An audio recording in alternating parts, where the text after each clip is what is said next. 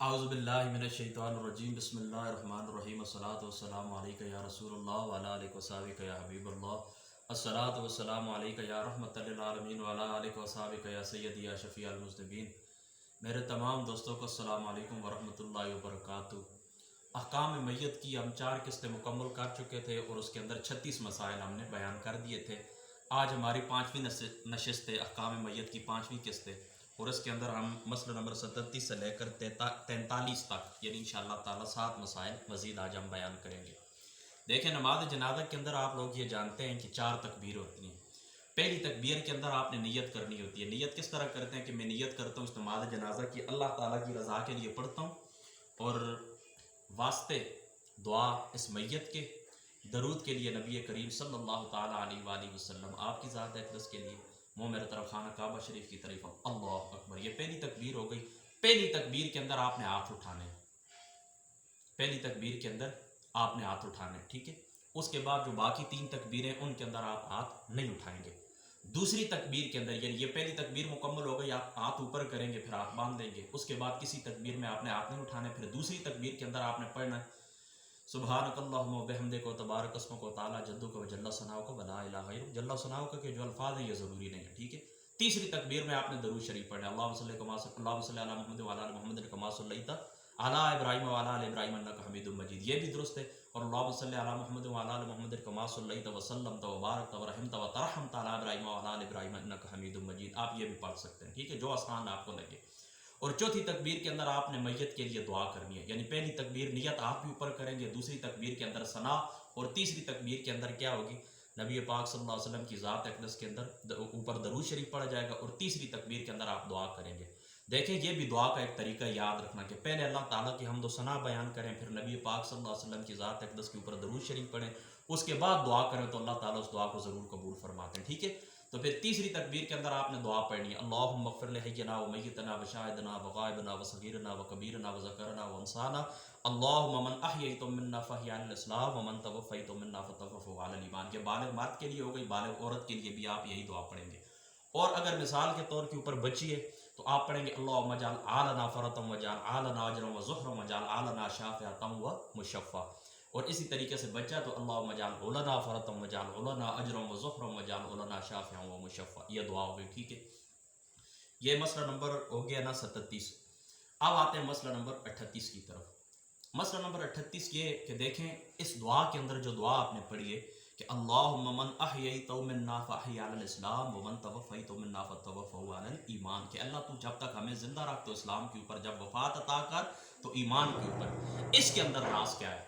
یعنی جب زندہ ہیں جب تک تو صرف اسلام کی ضرورت ہے، اور جب وفات ہو جائے تو ایمان۔ اس کی ایک خاص حکمت ہے، یاد رکھنا۔ اس کی حکمت یہ ہے کہ دیکھیں، جب ہم زندہ ہوتے ہیں تو اللہ تعالیٰ کی ذات اقدس سے دونوں سوال کرتے ہیں، یا اللہ ایمان کے اوپر زندگی عطا فرما، اسلام کے اوپر زندگی عطا فرما۔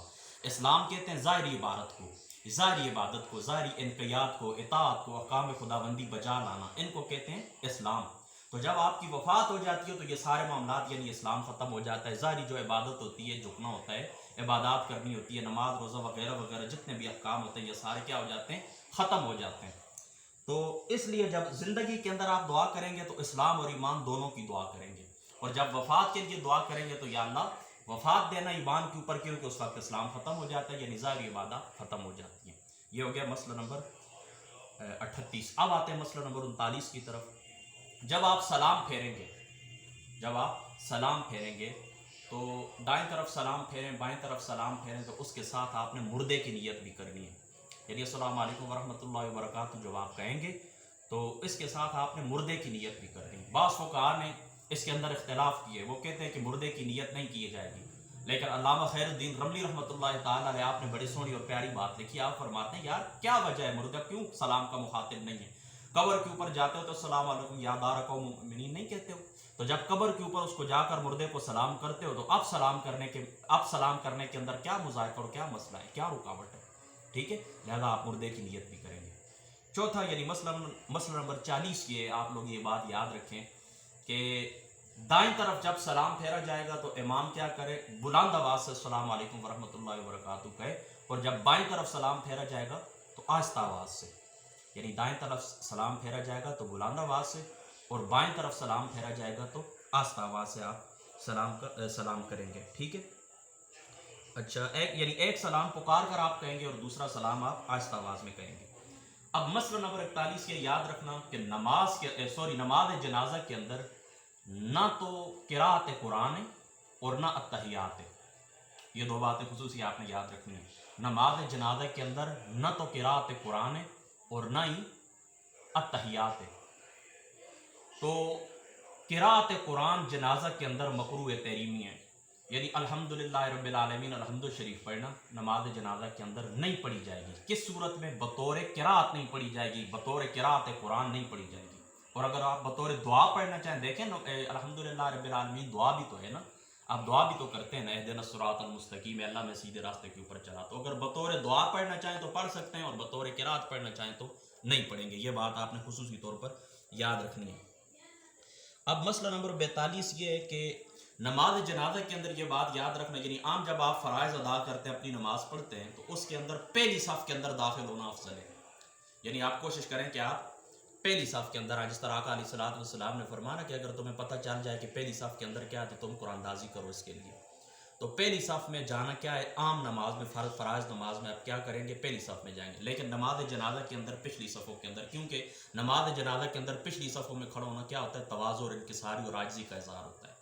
بندہ سائڈ پہ کھڑا ہو جائے، عاجزی کا اظہار ہوتا ہے۔ اور امام شامی صاحب رحمۃ اللہ تعالیٰ علیہ فتاوی شامی کے اندر لکھتے ہیں کہ ہو سکتا ہے یہ عاجزی قبولیت شفاعت کا سبب بن جائے مردے کے لیے۔ لہذا کوشش کریں کہ نماز جنازہ جس وقت آپ پڑھنے کے لیے جائیں تو نماز کے برعکس آپ پچھلی صفوں کے اندر کھڑے ہو جائیں، یہ زیادہ بہتر ہے۔ اور مسئلہ نمبر 43 یہ، یعنی 42 مسائل ہو گئے، اب 43واں مسئلہ یہ کہ نماز جنازہ کے اندر 4 تکبیریں۔ دیکھیں نبی پاک صلی اللہ تعالیٰ علیہ وآلہ وسلم نے نجاشی کے جنازے کے اوپر 4 تکبیریں ادا فرمائیں۔ نجاشی کے جنازے کے اوپر 4 تکبیریں ادا فرمائیں۔ پھر وقت وفات حضور نبی پاک صلی اللہ تعالیٰ علیہ وآلہ وسلم آپ 4 تکبیریں ادا فرماتے رہے۔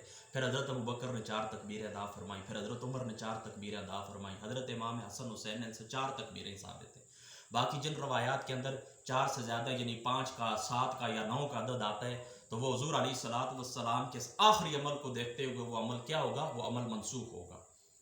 یعنی وہ جو روایت ہے نا 5 والی، 7 والی، 9 والی، حضور علیہ الصلوۃ والسلام کے آخری عمل کو دیکھتے ہوئے ہم کیا کریں گے؟ ان کو منسوخ سمجھیں گے، ان کو ہم منسوخ سمجھتے ہیں۔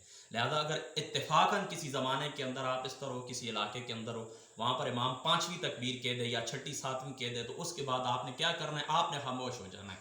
4 تکبیریں کہہ کر آپ نے کیا کرنا ہے؟ خاموش ہو جانا ہے۔ بس امام صاحب جو زیادہ تکبیریں کہیں گے اپنے مسلک کے مطابق وہ زیادہ تکبیریں کہہ لیں، پھر اس کے ساتھ آپ سلام پھیر دیں۔